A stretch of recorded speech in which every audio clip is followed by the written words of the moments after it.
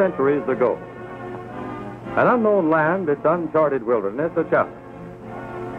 Now a leader of the world, a nation of 150 million people who enjoy as no one else anywhere the blessings of life and liberty and the pursuit of happiness. The United States of America, vast, rich, dynamic.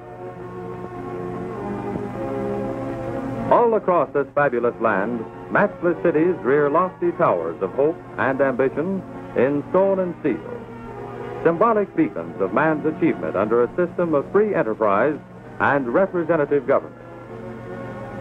Cities, centers of the nation's economic strength and cultural expression. Cities, clearinghouses for America's mammoth structure of industry, agriculture, and finance. Ocean to ocean, Canada to the Great Gulf, the land is an infinite treasury of natural resources.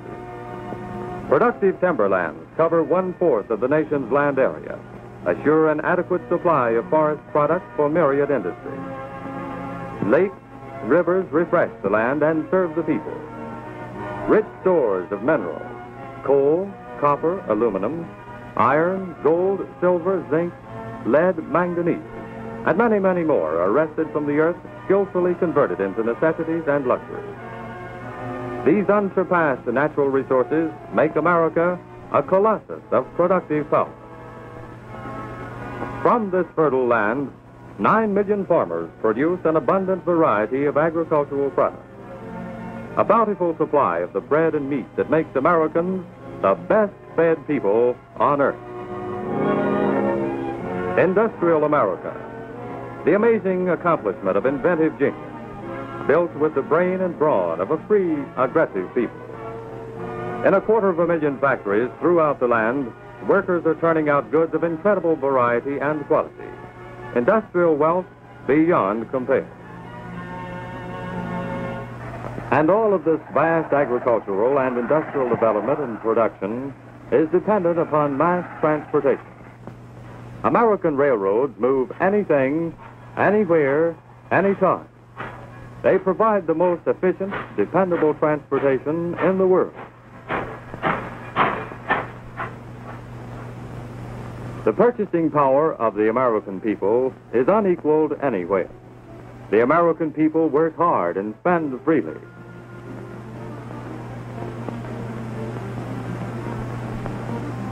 America is a nation of homes, large, small, modest, and pretentious.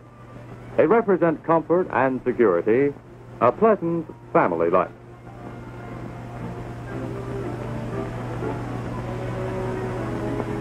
Power behind this great nation is coal. Utilization of heat and power is a necessity to progress. In America, by far the greatest single source of heat and power is coal. A primary use of coal is in the home. Today, prepared coal is burned scientifically in modern, efficient furnaces fed by mechanical stokers.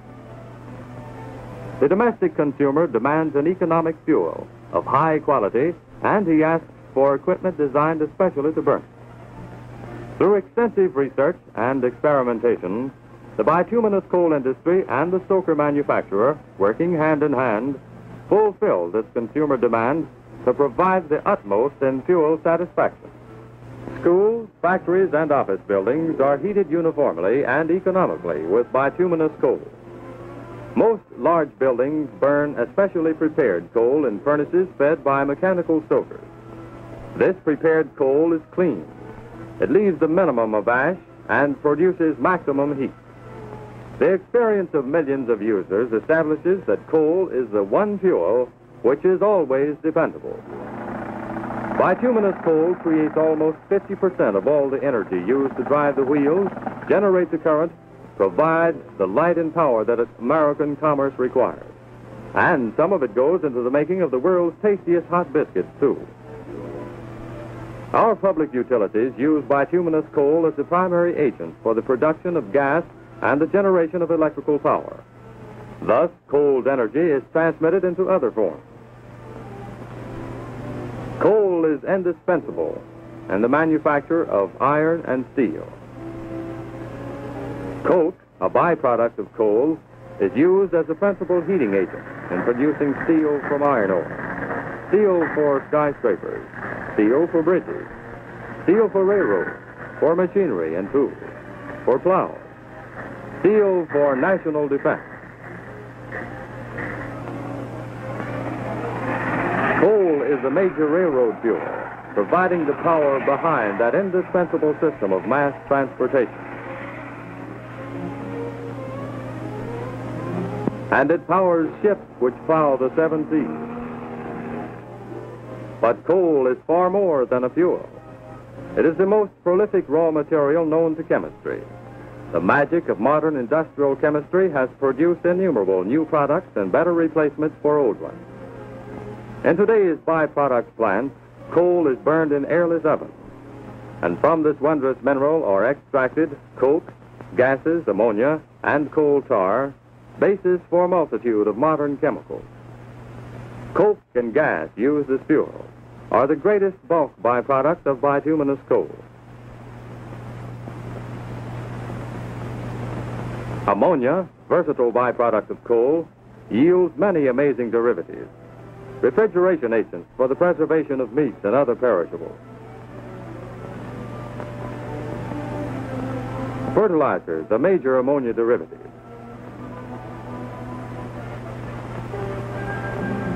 Plastics, camera film, lacquers. Explosives for mines, quarries, munitions.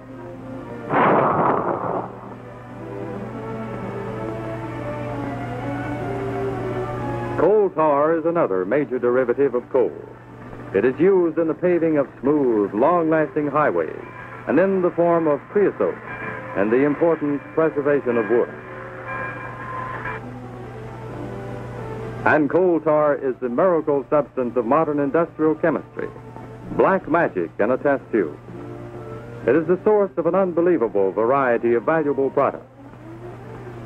From this black coal tar comes a rainbow range of colors and shadings of synthetic dyes. Synthetic flavors, too.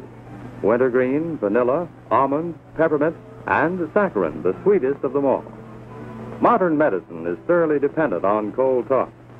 The sulfa drugs, Ativan, aspirin, antiseptics, anesthetics, and countless other healing agents come from lowly coal tar.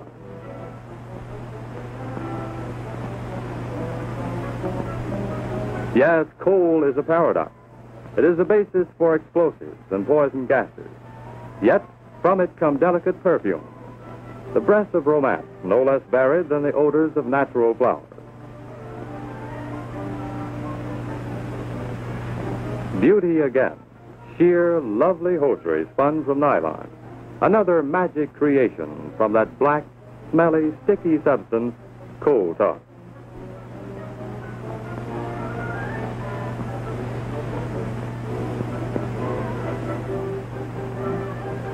This amazing bituminous coal industry is the keystone in the economic structure of America. The industry in the United States has a capital investment in plant and property of over $4 billion. It employs 375,000 workers who are paid over $1.2 billion annually. And it spends over $100 million a year for supplies and equipment. Its direct and indirect employment combined provide a livelihood for some 4 million men and women who spend millions upon millions of dollars for food, for clothing, and for other necessities and luxuries of life. And this great industry is an example of enterprise free from monopoly. 5,000 companies operate 9,000 mines. Thousands of independent dealers throughout the country are in the business of selling and delivering coal to the consumer. And a host of manufacturers and dealers produce or sell coal-consuming equipment.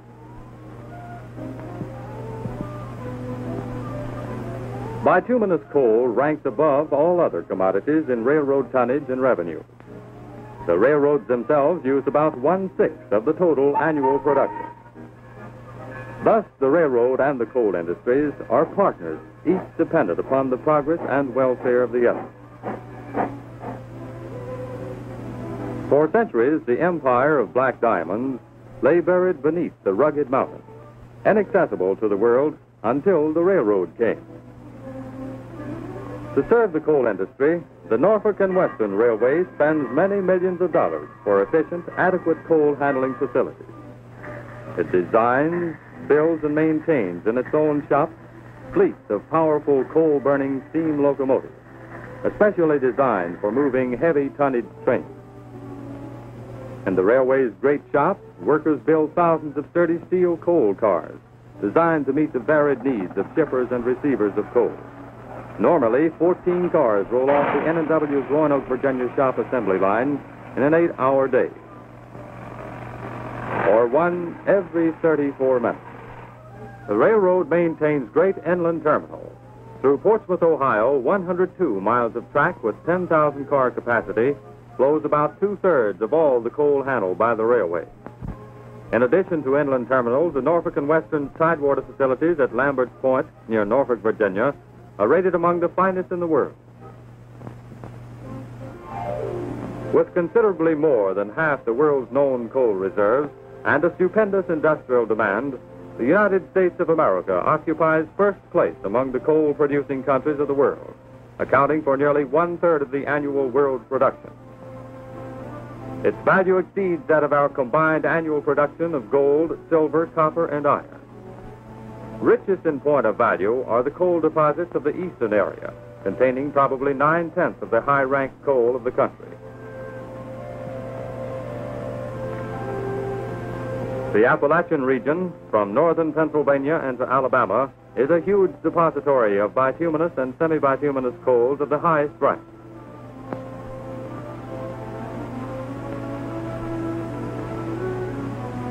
Heart and center of this region is the territory served by the Norfolk and Western Railway, on whose lines are mined the world-famed Pocahontas, Tug River, Upper Buckhannon, Thacker, Canova, and Clinch Valley coals, so universally accepted as the criteria of fuel satisfaction. The mountains of southern West Virginia, western Virginia, and eastern Kentucky are dotted with hundreds of coal tipples. Let's follow these men into the mines and see how coal is produced.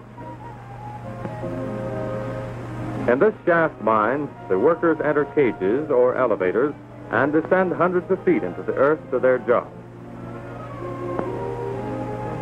Drift mine entries shoot horizontally into the sides of mountains.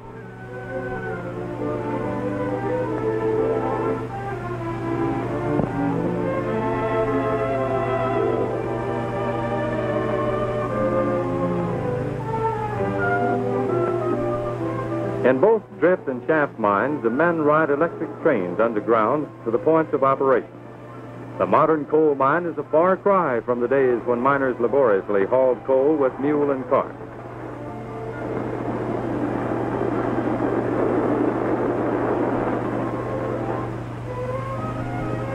A man of tremendous importance in coal mining is the experienced safety inspector, better known as the fire boss.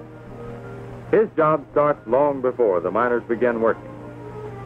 Before each shift enters the mine, before a single passage is worked, he carefully checks for gas. He uses an extremely sensitive instrument, the methane detector.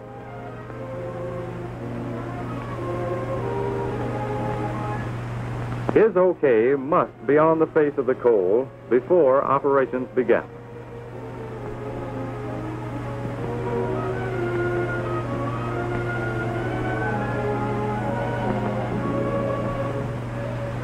At the working face of a coal seam, the first operation is cutting. This huge alligator-like machine with swift revolving blades is moved to the coal face and cuts deep gashes across the bottom and center of the coal to be blasted, thus increasing the efficiency of the charge of dynamite or compressed air to come.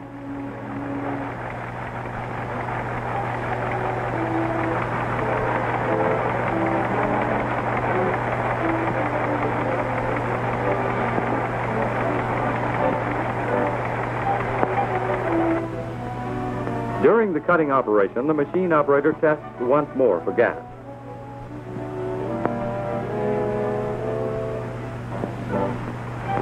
Sometimes the cutting machine is used to shear the face vertically. With either vertical or horizontal cuts, the coal blasts down evenly with only a little explosive and without excessive breakage. And now the miner drills holes in the working face so that charges can be placed to blast the greatest amount of coal with the least explosive.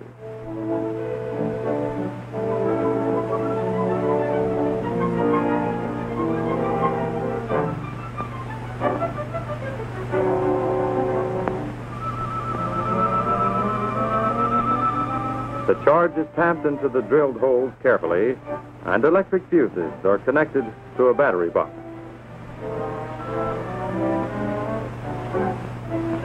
The switch goes down, the coal is blasted, and a pile of black lumps will soon become a prepared fuel product. After sturdy wooden props have been erected to prevent slate falls, one of the newest of mining machines is pushed into place, the automatic coal loader.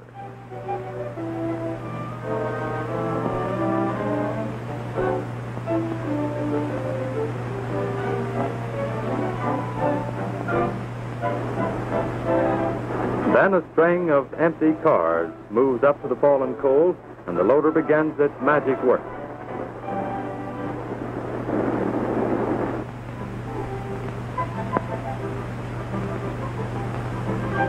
A water spray is used to eliminate dust.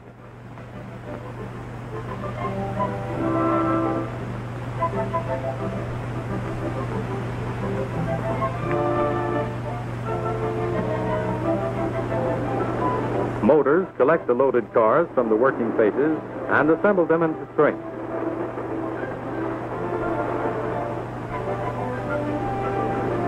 Throughout the day and night, these long trains come rolling from the depths. Over 500 million tons a year in the United States, a continuous flow of bituminous coal.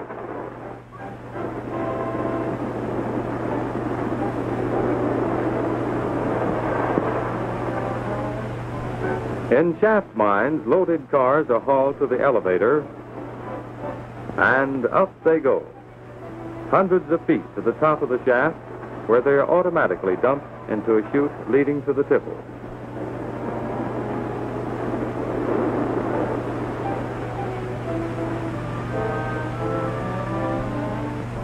In drift or horizontal mines, loaded trains buzz from the interior and sometimes run several miles along the mountainside before reaching the top of the tipple, called the head house.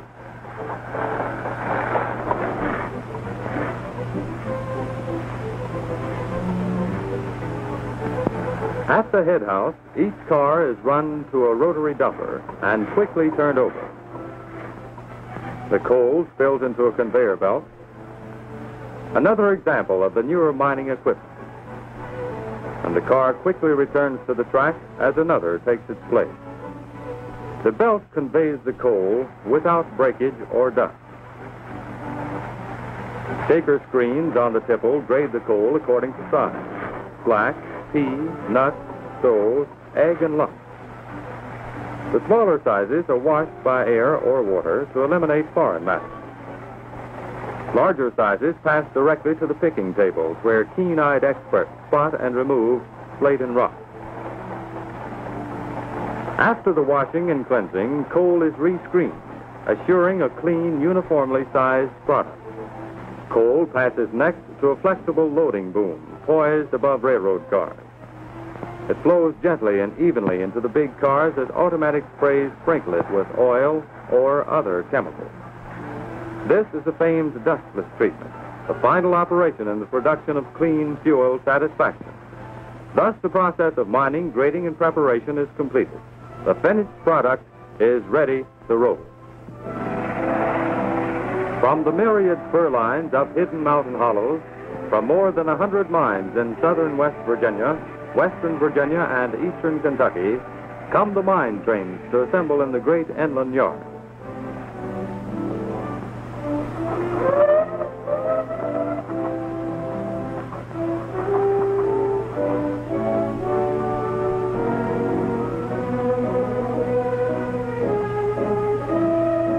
Then the mightiest steam power of the Norfolk and Western Railway begins its long trip for hundreds of miles over the steep mountain grades across the Alleghanies, westward to the great manufacturing centers and to the lake ports, eastward to other centers of industry, and down to the sea.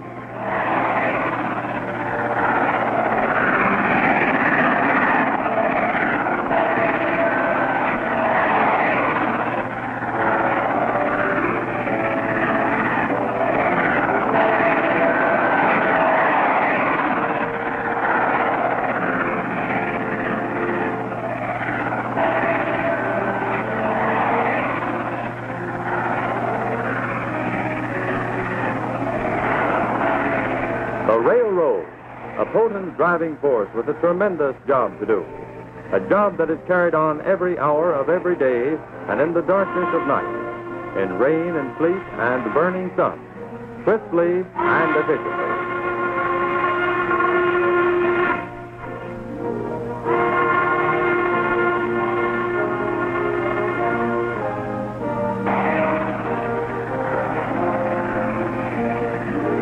Without the railroad, there could be no mass movement of this vital commodity. From the steep peaks to the hilly lands, to the broad valleys, to the coastal plains, trains rushed toward the sea with their cargoes of black diamond.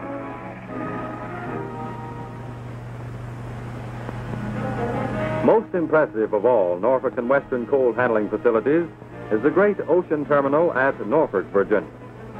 Here, the interminable strings of loaded cars rush from the west to meet the steady stream of ocean-going vessels. Here, the coal commerce of America rubs elbows with other commerce of our own land and the nations of the world.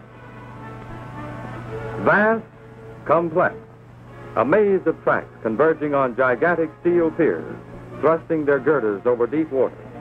This is Lambert's Point.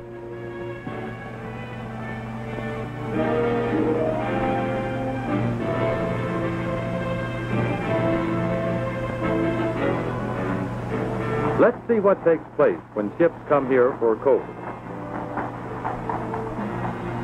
As the ship approaches, yard crews shift cars into position from which they drift by gravity to the scale. Meanwhile, a sturdy tug moves over the blue water to meet the freighter.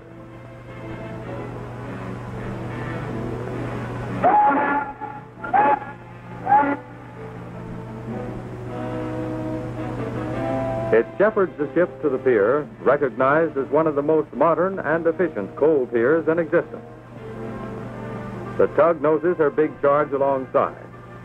It is docked, and loading operations are ready to begin.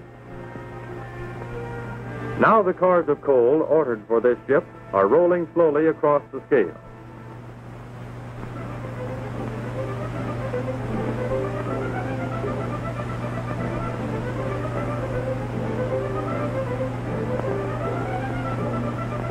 An automatic instrument of wondrous precision weighs each car. Weights are transmitted by telautograph to the pier office. The car drifts on down to the Barney hump. The cars are carried through this entire operation by remote control. The Barney, sometimes called the mule, emerges from the pit and pushes the coal car up the incline.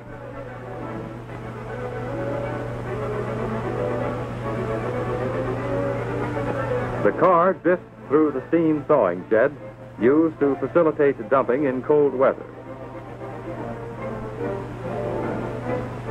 Emerging, it passes upon a retarding device which slows it down. The switch is thrown, the mechanical brain controlling the amazingly synchronized operation is in motion.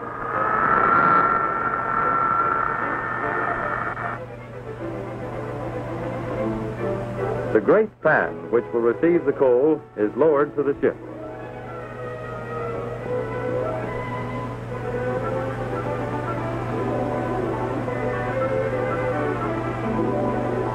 As each car passes the pier office, it is finally checked off as delivered to the ship. Entering the elevator, the loaded car bumps off a returned empty and is automatically locked into position. The elevator ascends.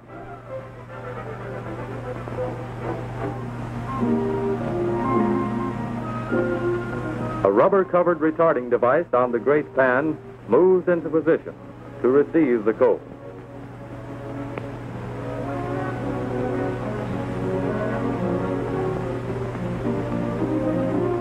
Now the car with its top covered with an overlapping hood is turned on its side. The coal slowly spills out the gate of the hood, rolls gently into the pan. The retarder backs slowly before the coal, easing it into the telescopic chute. An automatic chemical sprinkler adds an exact moisture content to meet specific demands. Now the great telescopic chute, filled with coal, moves closer to the ship's deck. It is projected slowly down into the deep hold of the vessel. This chute is a huge and intricate mechanism, but highly flexible. The tremor, or conveyor, slides from the chute's mouth.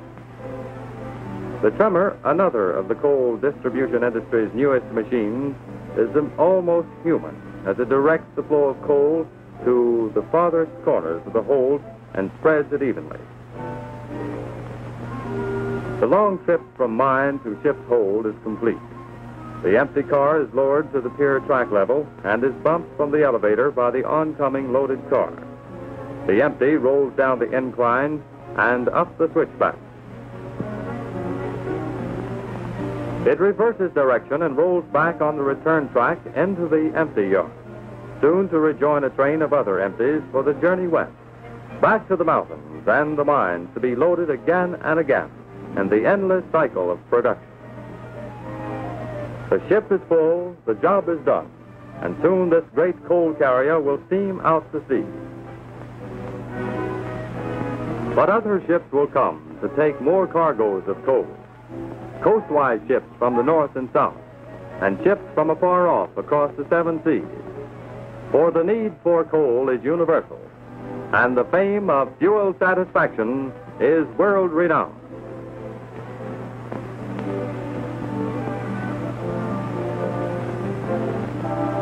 And so, in a world where the power of harnessed energy is vital to progress, the United States of America looks with pride upon its vast stores of unexcelled coal.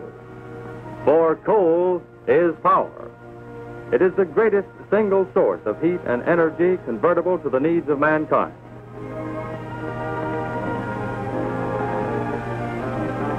By the use of coal, man has made iron his slave. And by the use of iron, man rules the world. Through the wizardry of modern industrial chemistry, coal now emerges as the most useful raw material known to man, a prolific source of an infinite variety of valuable materials. Without coal in abundance, industrial development as it exists in the United States today could not have been possible. The Norfolk and Western Railway is proud of its contribution to the nation's progress in providing indispensable transportation for coal, the power behind the greatest nation on earth.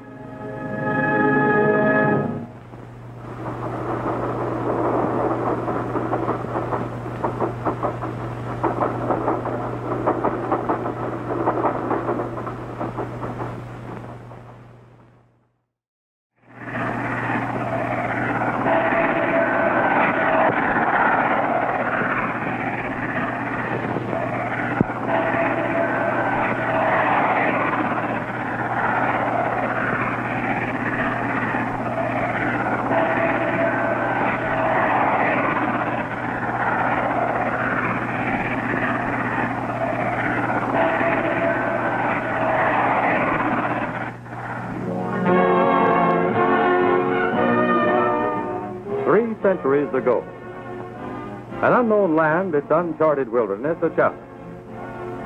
Now a leader of the world, a nation of 150 million people who enjoy as no one else anywhere the blessings of life and liberty and the pursuit of happiness. The United States of America, vast, rich, dynamic. All across this fabulous land, matchless cities rear lofty towers of hope and ambition in stone and steel, symbolic beacons of man's achievement under a system of free enterprise and representative government. Cities, centers of the nation's economic strength and cultural expression. Cities, clearinghouses for America's mammoth structure of industry, agriculture, and finance. Ocean to ocean, Canada to the Great Gulf, the land is an infinite treasury of natural resources.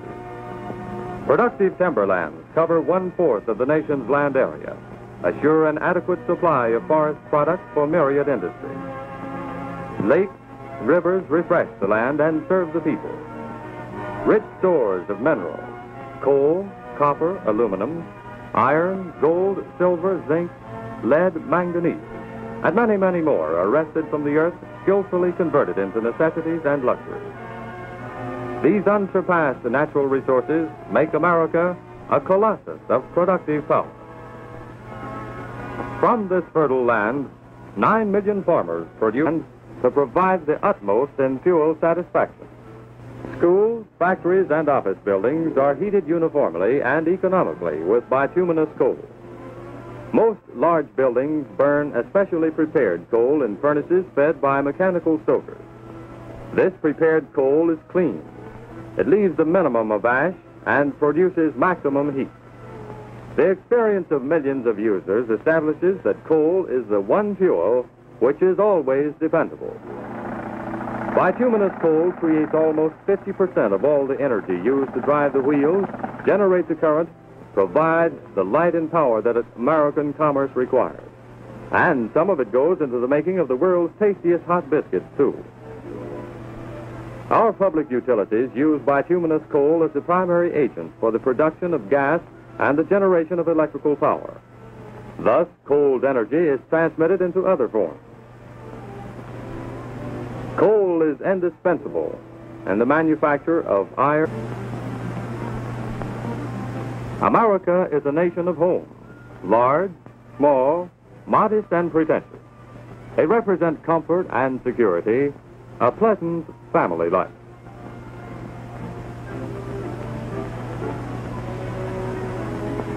Power behind this great nation is coal. Utilization of heat and power is a necessity to progress. In America, by far the greatest single source of heat and power is coal. A primary use of coal is in the home. Today, prepared coal is burned scientifically in modern, efficient furnaces fed by mechanical stokers.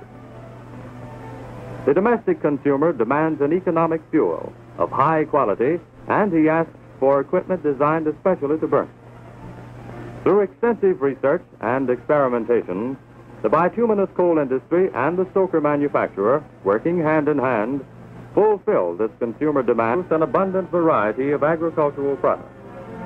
A bountiful supply of the bread and meat that makes Americans the best-fed people on earth.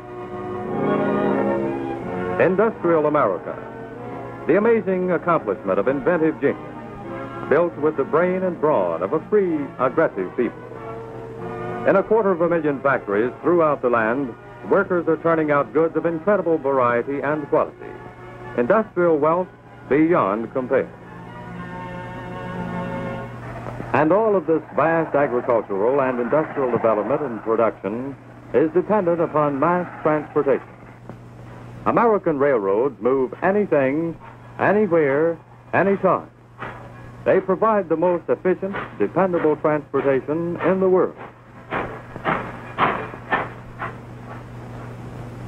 The purchasing power of the American people is unequaled anywhere. The American people work hard and spend freely.